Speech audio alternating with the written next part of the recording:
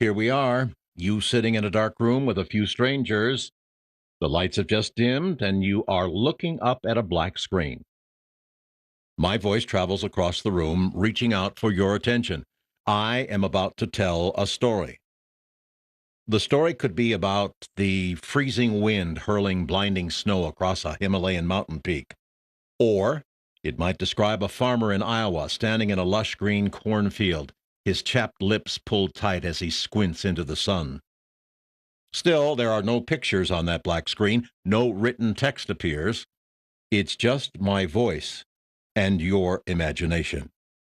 My story is only as good as your ability to listen, to imagine the mountaintop, to smell the corn, to taste the frozen snow.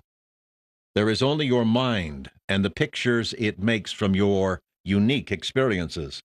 My story and the telling of it are only as good as your desire to listen, to create the story in your mind's eye.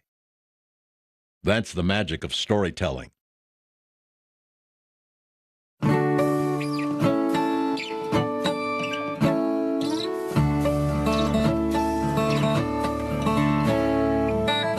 Eyes on Longmont, offering a diversity of topics about our community that will inform and entertain you. We invite you to sit back and enjoy this edition of Eyes on Longmont.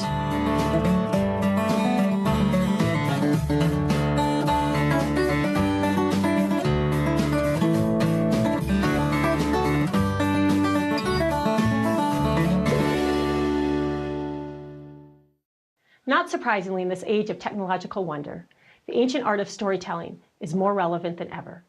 It has been proven in the classrooms to enhance literacy skills, listening skills, and also to build character through stories that are classic, contemporary, and multicultural. Storytelling has always been, maybe up until recently, one of the great arts. Before electronics, you had music making, you had forms of drama, perhaps poetry, and story. And so the storytellers were revered and renowned for their abilities. So I feel like I'm following in the line of a great tradition and privileged to do so. Storytelling is really an active sport. You, the teller and the listener, become one at some point at a very, very visceral level as you interact with each other through the process of the telling. And so just that in itself gives them a special place to connect with people, heart to heart, mind to mind, story to story.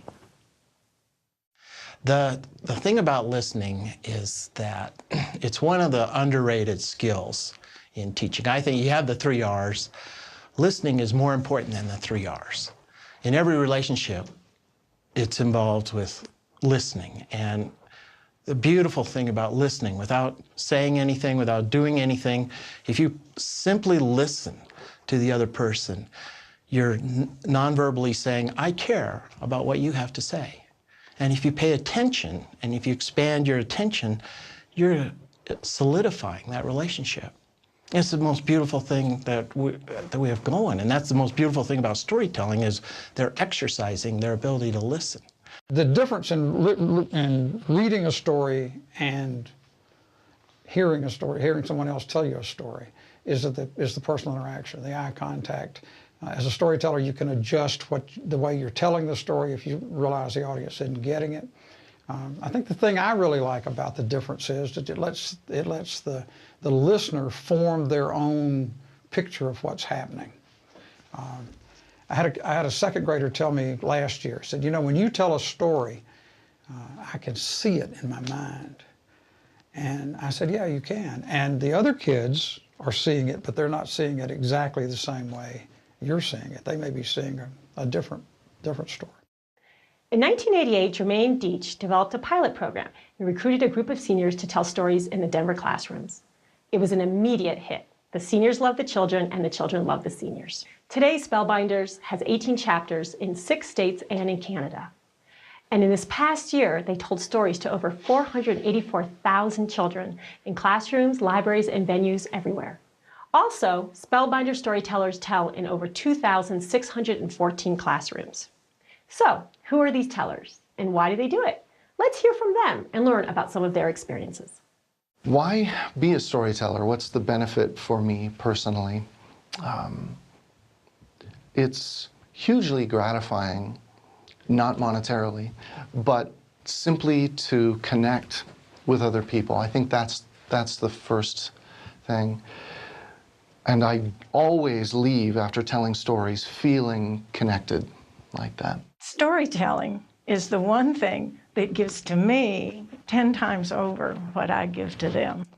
And I think that's probably the one reason I love it the most. It's my anti-Alzheimer's drug. I'm constantly learning new stories and new things. And on top of that, people love listening to the stories. They tell me I'm doing a great job, and whether or not that's true, they love it, and that's frosting on the cake for me. That is just wonderful. It's a total experience for me. I had a little girl stop me on the way into a restaurant here in town and say, "Oh, Mom, that's my story lady." I was thrilled that she recognized me outside that classroom, and she remembered who I was.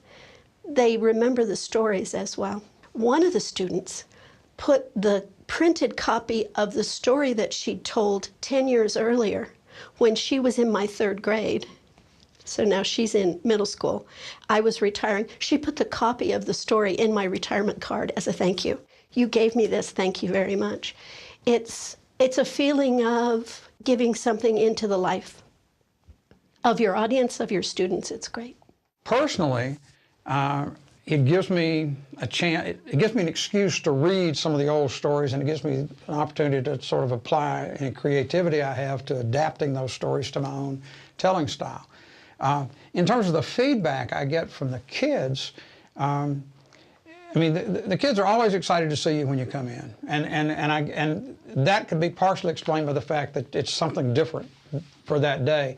But what I think the ultimate test is, I've now been telling at the same school for 3 years, and I'll see kids that I told stories to 3 years ago when they were in the 2nd grade, and they'll in the hall, and they'll come running up to me and grab me and say, "Hello, Pop," you know, and if I'm not careful, they'll want to hear a story. So. My most favorite sign to show that kids are engaged in my stories is when they get this gaze that they're inwardly gazing, but they're outwardly looking. And it's like they're in this other zone, and it's fun to see them just kind of watching it unfold in their minds. I also really like when some kids will shush a kid or kids that are acting up a little bit. We're listening to a story. That's really gratifying. I like it when I get spontaneous reactions where a little kid is about to do a really dumb thing for the 3rd time in a row, and they're going, "Oh no, not again." I tell mostly to 5- and 6-year-olds. That's my primary audience. And to have a group of 20-plus 5-year-olds sit in front of you and not be poking each other and making faces, but totally engrossed in the words that you're sharing with them, and then ask the questions that they ask after, it's the best part of storytelling. It's the best part. I mean, I think it's keeping me young. I recently had knee replacement surgery, and the only thing that got me out of the house was to go tell stories to the kids. And I could suffer through that to go tell them to the kids. One of the greatest things for me is to see when I'm telling a story and watch as a child begins to anticipate where it's going. And you can see the giggles begin to break across the face before the punchline comes. And so that's a lot of fun. When you are immersed in it as the performer, you disappear. The ego disappears, the personality disappears, And I feel very much like a medium through which the story flows. And it's humbling, but also very rewarding to connect with people.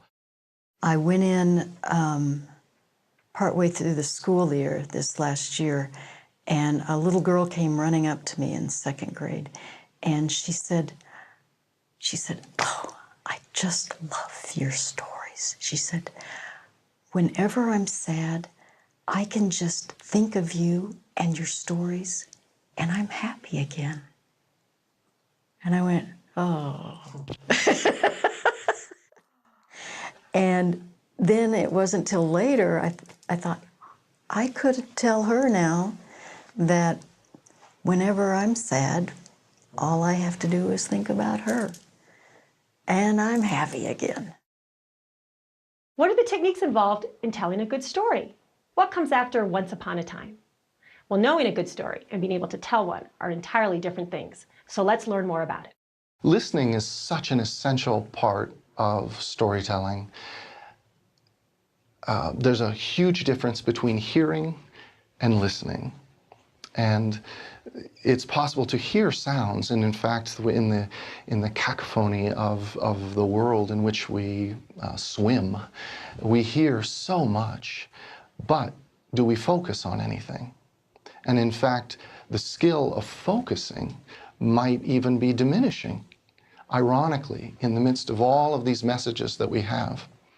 So when a storyteller encourages his or her audience to listen, to come along with the storyteller and go off to the land of story, it can activate a kind of switch that teaches us focusing skills. And again, it is so important with all the things that we can be exposed to in terms of sound to learn to hear and focus well. My name's Pop, and I've got some stories for you. I hope you like them, because I really do. Some of them are true, and some of them are not. Fake is right, but I got to say not so it'll rhyme. But I hope they'll all make you think a lot. Close your eyes as tight as you can, and let my rain stick take us to Storyland, where anything can happen. Anything. Let's be sure we're in Storyland. Knock, knock. Who's there? Razor. Razor. Raise your hand if you want to hear a story. All right. Good. What I do when I learn a story is I will study it until it becomes part of who I am. So when I tell the story, they know that I'm sharing a part of myself, and they get that. They get it. I rarely quote the author of a story verbatim unless I think their one sentence was so key to the value of the story that I will definitely include it. Most of the time, it's all paraphrased from my own perspective. But it has to become a part of who you are before it's... You don't convey that intensity unless you have taken it into yourself. There are many different ways of applying techniques to engage attention. Some of those would be classic speech techniques that our speech teachers always tried to drone into us in one way or another. So change your pace, change your speed, build it up.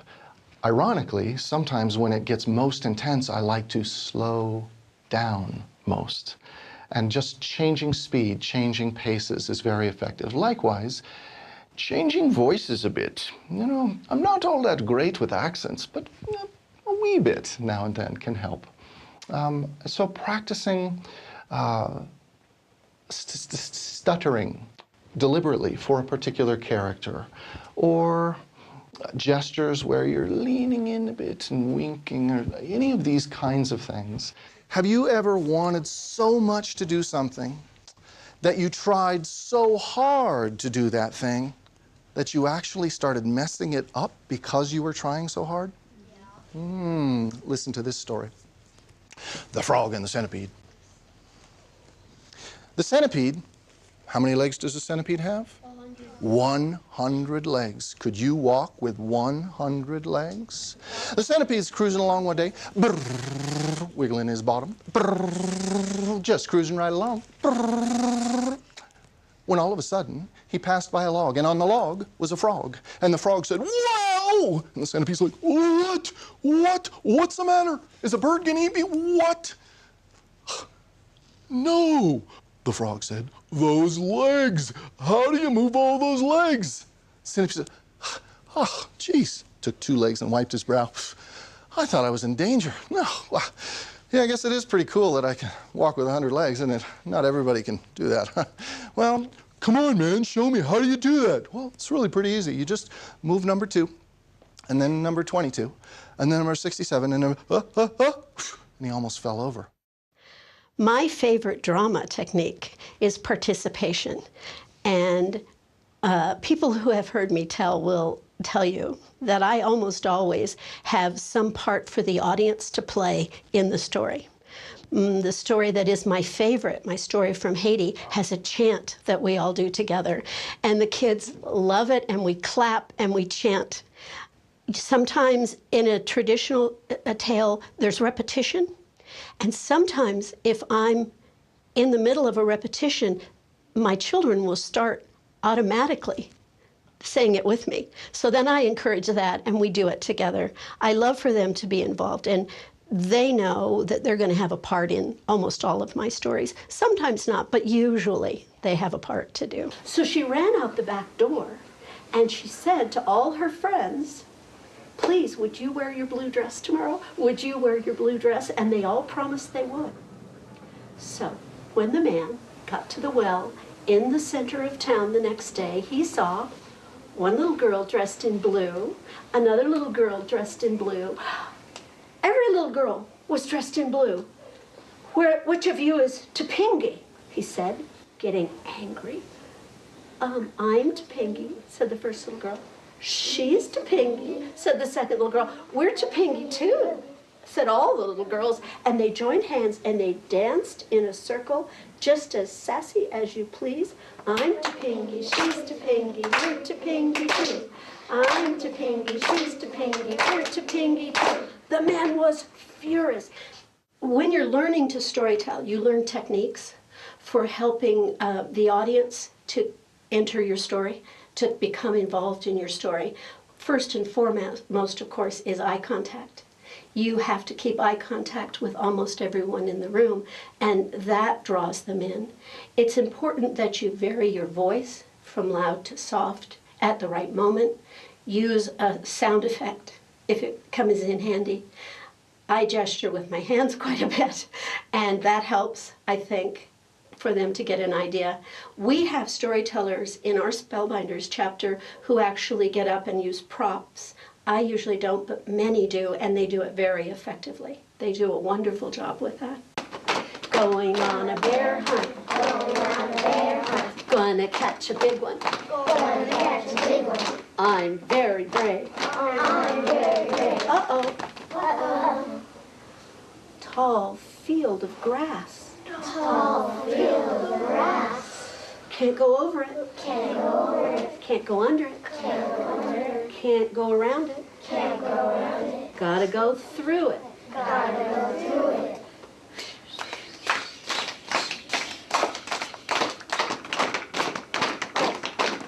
Going on a bear hunt. Going on a bear hunt. Gonna catch a big one.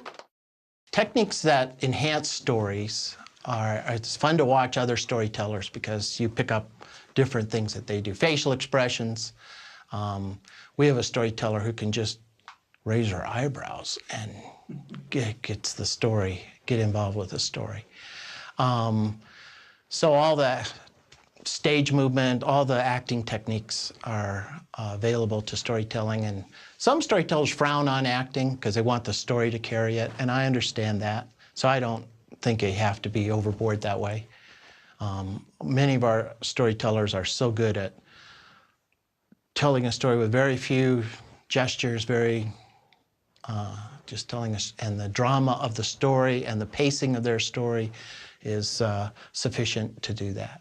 The way I get kids, if I think they're drifting away, there are a couple of things I sometimes will try. Sometimes I'll just move closer to them and move closer to the ones who look like they're not paying attention. If it's a loss of attention. If it's that I don't think they're getting it, I may stop and try to clarify, see if there's something, if I've used a word they don't understand. I usually, at the start of a story, say, I don't want you to interrupt me during the story unless I use a word you don't know the meaning of. In which case, raise your hand and I'll tell you, I'll stop long enough to tell you the answer. How you beef up a story or add drama or add to it varies from teller to teller. And I'm not what I call a physical teller. They're tellers who get their whole body into it and they change their voices, and I don't do that very well. So what I guess my telling technique is I use my voice as best I can, modulating my voice. I'm also, I consider myself a wordsmith of sorts, and so there's usually puns and rhymes and that sort of thing in the story. And I will occasionally move around and, as I said earlier, try to get close to them and try to get them involved in the story if I can. Does that look pretty close to what a raccoon looks like? Yeah. Well, did you know that according to the Abenaki Indians who live in Maine, so you probably never met an Abenaki Indian, raccoons used to look like this. Whoa. Whoa. And this story, called Raccoon's Last Race, tells you how the creature that used to look like this ended up looking like this. Whoa. You want to hear that story? I've seen it. So long ago, raccoons didn't look like they look now. They had lean bodies and long legs, and they were really fast runners. As a matter of fact, Asban, the raccoon, was the fastest runner in the country, and he loved to race. He raced bear and zip. He barreled right past bear. He raced fox and zip. He flashed right by fox. And he raced rabbit and zip. He even outran rabbit. But you know what was wrong with Asban? He wasn't a very good winner.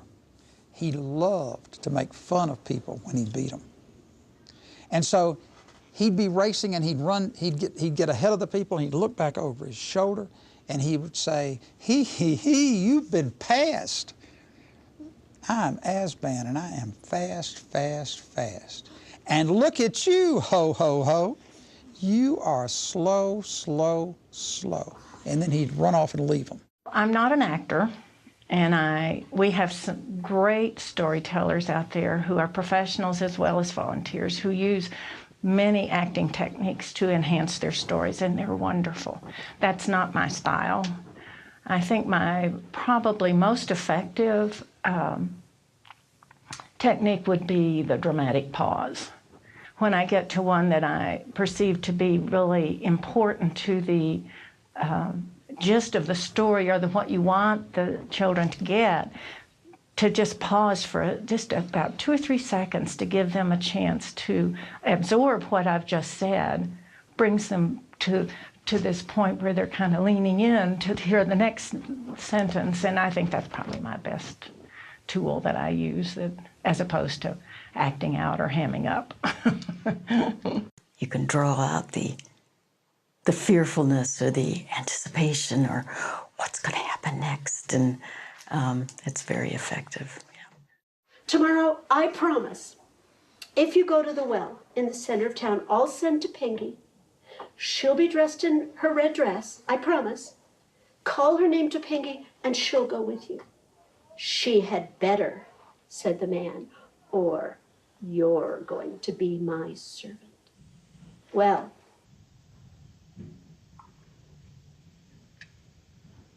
Topingi had followed him there. I think there's 3 levels of listening. There's that I tell my high school students. I don't say these words for the 5th graders because it's more complicated, but they have to listen on the literal level. to get the details and to do the imagination. Then they have to listen on the, what's the point? They have the analytical level. And then they have to listen, they have to evaluate the story and how, where's it going? What's coming up next? And all this brain activity is so beautiful in listening. It's not the same as like watching a television show, which gives you the pictures to look at. It gives you the soundtrack. It gives you even the emotion you're supposed to feel, and you don't have to do any work at all. I like to act. So if I think the kids are not paying attention, I might switch to a stage whisper. I might pause. So there's a lot of different ways to reel them back in if you think they're drifting away. He's playing along, and a couple holes later, there's this big lake. Yeah, in front of the hole. He has to hit it 180 yards in order to get over the lake and onto the green. He says, let me have another golf ball. I don't want to lose this one. He said, Mister, what I tell you? Can't be lost? Cannot be lost. This ball cannot be lost. So he tries it, and he hits a really nice shot, but the wind comes up and kind of blows it, plunk, right in the water. Looks over at Marcel.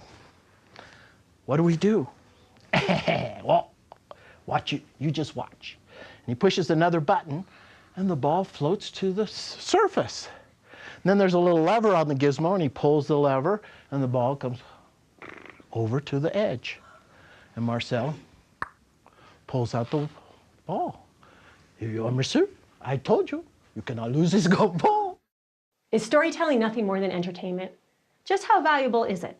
Well, let's hear from our students, our schools, our storytellers, and our community about what they love about Spellbinder Storytellers. The entire audience becomes focused not on the teller himself, herself, but on the story. And gestures, if they become too overdone, are distracting because it isn't acting. You don't become the character. You are the entire embodiment of the story. And so all of that is extremely rewarding to practice and attempt to become the story. I think by getting the reading portion out of the equation, you get to experience the story that much more closely. And when you've got a story that you're listening to, you've got the storyteller's gestures, their facial expressions, their voice, whether it gets really loud and scary or really soft and you want to listen closer, then that adds to the experience. And you know, the old saying, picture is worth 1,000 words. Well, I think a storyteller is worth 10,000 words. Kids, even little kids, are amazingly, intuitively intelligent. And the delight of storytelling is that it addresses all kinds of intelligence.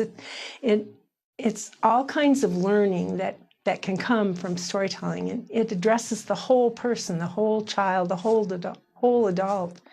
And it's one of the few ways of learning that does that. Listening to a story is the fact that when you're reading a story, you're not only actively reading the words and trying to understand it, but you're turning pages, you're looking at pictures. When you listen to a story, as opposed to that activity, your interaction with the teller and the words that teller chooses to use to convey the message would be the onus would be on the listener to create the stories and pictures in their minds and make the connection between the sequences of the story with their lives, because they're all about things we do every day, just told in different ways. So then you get the opportunity as the listener to not only interact with the teller at a very visceral level, actually, but you also would have the opportunity to think about situations in your own life that you've already met, but you have a new idea about how to maybe use that information the next time that opportunity comes up. I always begin a story, first of all, by asking my audience whether they really want to hear a story. Any education that is forced is likely, at best, not to achieve what it hopes to. And in the Eastern tradition, education begins when a student has a question. So I always say, are you sure you would like me to tell a story? I will say, then come with me, off to the land where fancy roams free, where spirits sail on an inner sea. I'll tell the story that you ask of me. I think the big benefit is our students' biggest need is around language. Our typical kindergartner will come to school with maybe a 2,000 word vocabulary, whereas at a school that is less impacted socioeconomically, they'll come already reading books, they'll come already knowing stories, they'll come. And so as many instances as we can get our kids in language-rich environments, it's good for them. And so this is a very engaging, very personal way to get them experience with language. I think it's hard to connect any one thing with an outcome, you know what I mean? Because there's so much happening at a school. But I can say, without a doubt, over the time we've had Spellbinders here, we've seen an increase in the growth on our state assessments. And again, it's hard to make that direct connection, but it's also impossible to ignore that those two things have coincided. Spellbinders has been just a wonderful addition to the school. The storytellers come in and they talk about the different types of stories. The kids love to listen to it. It provides them opportunities to imagine, use their imagination, because in today's world it's kind of hard to create your own characters in your mind because everything's video or on demand or in different types of games. So it's wonderful just to have that opportunity for kids to use their imagination. I got involved in Spellbinders when I met Linda 2 years ago, and she came by and asked if I'd be willing to let her come share stories with the class, and we were excited to have her. It's been great. The kids love having her. They write it down on their monthly calendars, and they look forward to her visit. I think student engagement is really high during our storytelling sessions. I know that kids anticipate and look forward to our monthly visits from Mr. Flanders. He really works on them using their imagination and talks a lot about picturing things in their head. A lot of our students are second language learners, and so I think it's a really great way to have them think about the things that they're learning and listen to the things that he's saying and sort of make those pictures in their minds and then talk about them. High level of listening, they like to participate, they love the funny sounds and the noises and things that Mr. Flanders brings along with him, and so they're very engaged in all of the storytelling experience.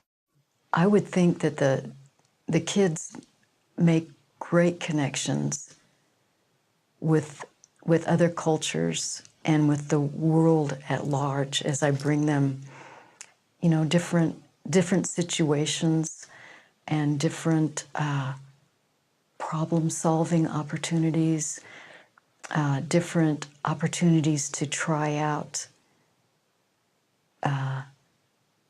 choices and their consequences. And I think it gives them a bit more courage to be aware of what's going on in the world and to be able to do their part, because they see so many examples in the stories of characters who rise to the occasion and make a difference in the stories. You would think that going into the classroom as a spellbinder is primarily and only for the students, but I think the teachers enjoy it just as much. And in fact, I've had conversations with the teachers not only about their enjoying of the stories, but how it gives them additional ideas for how to reach the students in the classroom. ideas not only for content, but for ways of attempting to incorporate something into a lesson. Every month before our storytelling session, there's emails that go back and forth between Mr. Flanders and myself and my teammates talking about what it is that we're learning and topics that we're discussing during class time. And so we're able to gauge sort of the stories around those topics. And then there's always time for a funny story at the end that the kids always anticipate and look forward to as well. So it's a good mix of both of those things. The storytelling does cross over to other disciplines, and I see it especially in active listening and in comprehension. They want to know what the story is about, so they're willing to comprehend, and we can tie that into our literacy block when they're actually in text in comprehension, and it fosters their creativity, which I see in their writing. Sometimes it is so busy and so hectic and there's so much pressure on covering the content that to have someone come in to just read a story just for the sheer fun of listening to a story, not knowing that, oh, there's going to be a quiz or there's going to be a test or we're going to have to apply this knowledge somewhere else. It's just sheer enjoyment of just sitting back and listening and enjoying. So I think when stories have like the moral or the lesson, and it connects to our character education that we do here at Rocky Mountain. We have a positive behavior support system here, and so that gives us opportunities to pull that in and talk about those things when the kids are trying to demonstrate those sorts of behaviors, like ours is being responsible, being respectful, being safe. And so when we can connect that to the stories that they're learning, that's also a way to increase that whole behavior system that we have here at Rocky Mountain. I know that the kids remember the stories because they will request certain stories when Linda comes a month later, or I'll see it in their writing. They want to write about stories that she's shared, or they'll bring up if there was a lesson in a certain story, and then we see it in reading group, a similar lesson. They can make that connection back to the story. One of my favorite things that the kindergarten teachers do is toward the end of the school year, they'll say something like, they'll ask the children, what was your favorite story that you heard Miss Sharon tell this year? And so she'll have half a dozen answers, and then she'll say, well, draw a picture of what makes that story so special to you. Or she might ask them to write a sentence about it. And fortunately, they share that with me. And I get these little booklets at the end of the year that have all these things. And I am just amazed that it might have been 6 months ago that I told a story that was so important to one child that he actually drew a little, almost like a storyboard, little snippets of scenery through that story that really touched his heart. Obviously, having old guys like me come into to a classroom of second graders, there is an intergenerational, the fact that I'm willing to come in there and talk to them and tell them, in addition to telling them stories, tell them riddles at their own level, does say that, old folks are approachable. And they've all got grandparents, but one of the things I know is that they don't always talk to their grandparents. And one of the things I encourage, at the end of every school year, when I'm at my last session, I always say, now this summer, what I want you to, if you see your grandparents this summer, I want you to be sure and ask them to tell you a story. And because I said if they tell you they don't have any stories, then just ask them, what were things like when you were a kid? And I think there is a connection there. A lot of children aren't around their grandparents a lot, so that's a unique experience. And I also believe with having men in the program, they make a special connection. Maybe the boys in the class don't have a male figure in their life, so even that small touch into the classroom for just 30 minutes, 45 minutes, however long the storyteller's in the room, it makes a difference to the kids because they may not have that sort of population to interact with on a regular basis. I try to choose stories that make the kids think. And as I said, and the teachers will typically allow me at the end of a story, if I've got time, and I try to build in time, to ask questions and have some discussion with the kids about what they got out of the story and why I might have told them that story. It gives them an opportunity to think deeper about things. The when the storytellers come, they don't just come tell a story and then say, okay, kids, see you next month, and walk back out. There's a conversation that happens with that person, but then that conversation kind of continues happening as they make connections to other things they read in class, or as they make connections to other conversations that they have. And so it has a sort of a ripple effect outside of just that one point in time. Kids benefit from hearing stories from all over the world. They benefit from the ideas in the story. They benefit from the vocabulary they're hearing. They also maybe learn how to interact with other people through mistakes that are often made in stories. And of course, in a story, there's a problem and a solution. And if you can see it or hear it in the story that you're in, you know, it benefits you in your interactions with other people. And besides that, it's just fun. When I tell stories to kids now, I want them to feel like they have all the abilities they need inside of themselves. And so some of the stories I like to tell them are of characters who find out surprising things about themselves. And I want them to have a space in their school day that they can see a bigger world and see opportunities that could be out there if they just open their eyes and are aware. I believe story is very important in helping people learn how to deal with change. Our world today is changing even more quickly than before, and in story or through story, different approaches, different ways of thinking of things can be offered to the listener.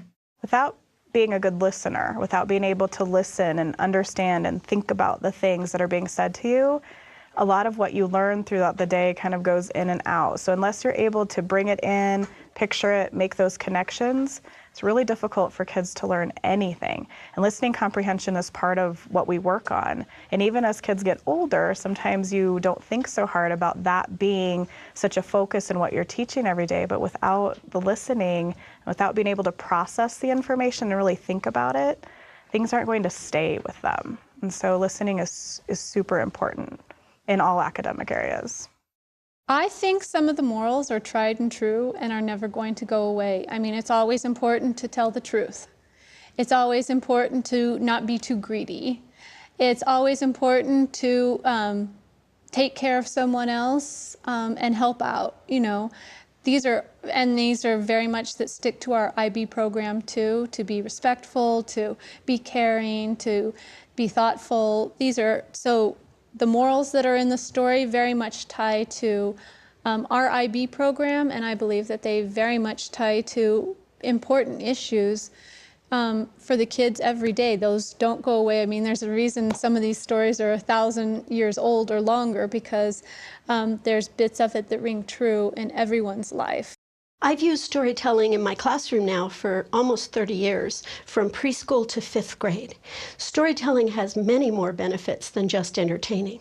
It teaches story structure. It teaches vocabulary.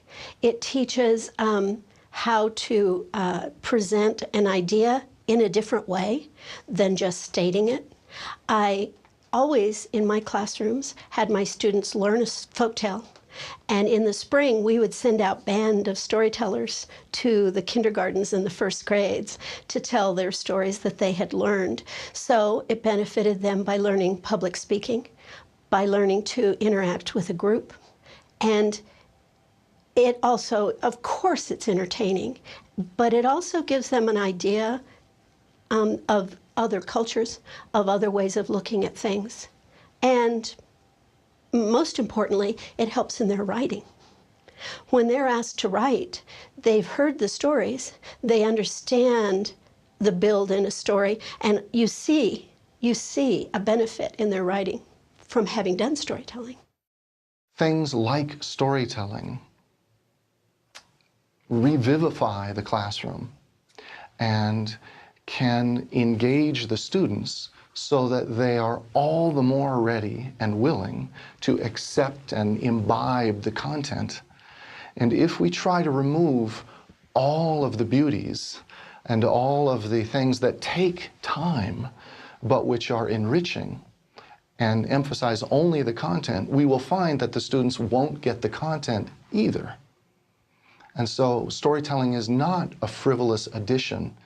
If you love having kids just hang on your every word, get excited about you coming in, and if you like telling stories, whether they be a bunch of stories from your own personal experiences or something that you've read before, I think it'll be nothing but just joyous fun, because kids still are, even today, still a lot of fun, and there's still a lot of joy in them. And for you to come in and tell the story would be absolutely a joyous experience on both sides of that equation. Storytelling is an important part of anybody's culture, because that's, I mean, you pass along the old stories, and most of what we do is share what I guess you would call classic stories. And the reason they're classics is that there's usually a message there, or there's a message there that continues to be important. And there's some stories that are so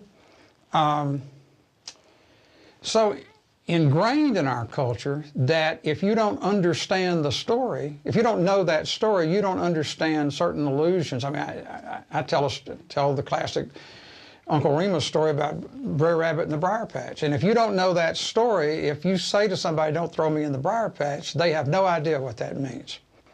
You know, and so I think it's an ingrained part of our culture. With stories, you don't have to moralize to people. You can just tell the story, and they can draw their own conclusions. And so many stories have good ethical values embedded in them. They have good moral choices offered in that story. And you don't have to say, well, this is what you really should do. You can just tell that story, and your listener can draw their own conclusions. And there's so much power in that.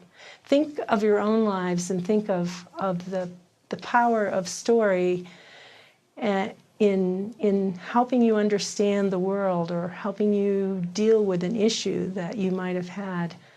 And that's what we're offering to children and to seniors through our storytelling.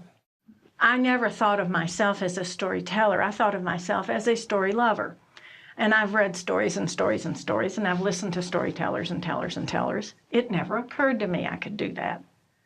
And, you know, when you go through the little training, and the training is minimal, because really all the training does is helps you to focus on the sequence of story, A, the importance of the main point of the story, B, and then the C part of that is for you then to have the privilege and the honor of conveying that story to someone else from your perspective. So what that does is anyone truly could be a storyteller.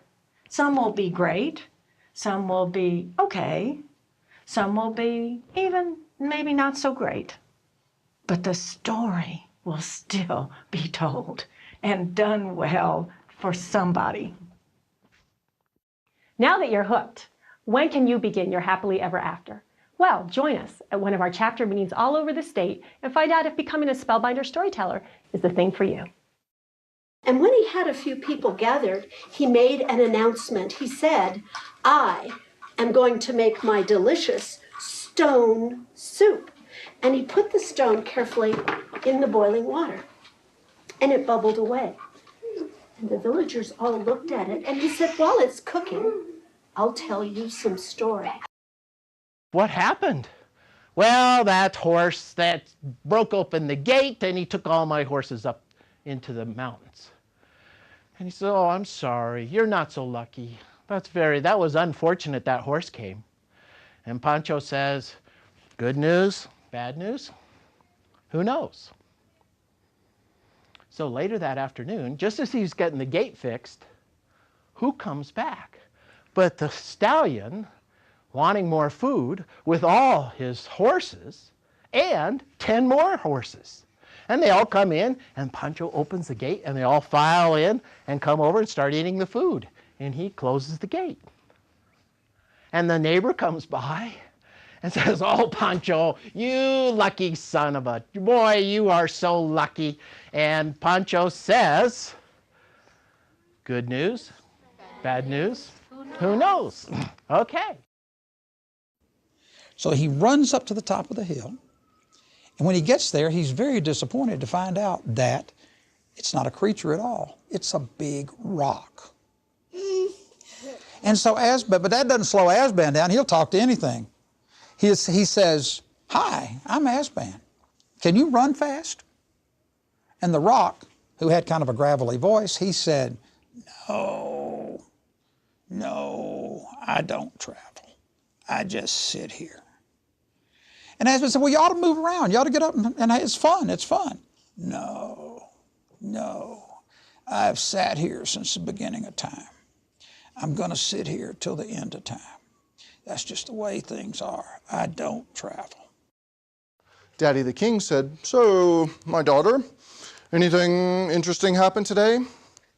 The princess said, oh, no, I don't think so. Really, nothing at all interesting. No, I'm sure. Just then came the sound of something wet and slimy, pitter-patter, slop, slop, hopping up the marble steps outside, and the princess went pale. What's that? Said Daddy the King.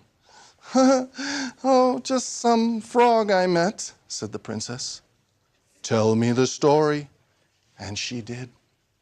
And when the princess told her daddy, the king, everything that had happened, the king said, let him in. You must keep the promises your own soul makes to itself. But Dad, let him in. Oh. And so the princess stomped forward all the way up to the huge oaken doors, and she motioned to the two guards standing there, who opened those doors, and in came the frog trailing slime, and the princess went, and she followed